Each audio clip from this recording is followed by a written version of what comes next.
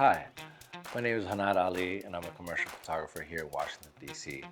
My cheat code is that I have a 25-year career in advertising behind me. By cheat code, I mean it's given me the ability to understand what agencies want, understand how brands are going to use images, understand how to speak their language, understand how pitching works, and just have a general idea of what advertising is and how the work is going to communicate to the audience. All right. One of the concepts that I'll probably want to talk about is system one versus system two thinking.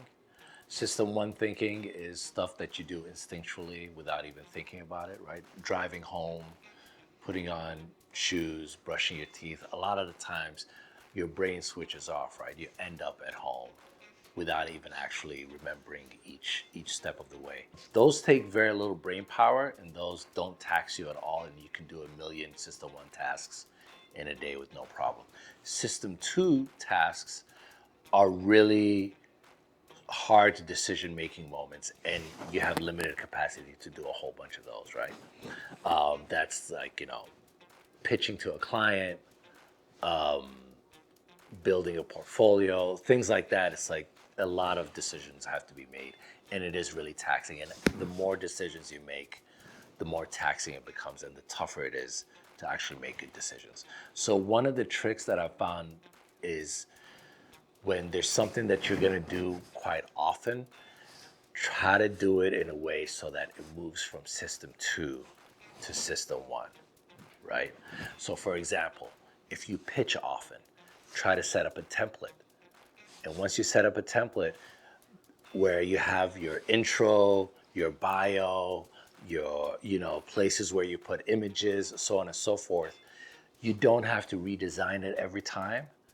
And just by simply having that template and pulling your selects, all you have to do is drop the images in, change the copy a little bit, and it will make the pitching process easier. So I feel that finding ways to shift things that you do often from system two to system one is a very good example of understanding the psychology of how your brain works and figuring out a way to harness it to your benefit.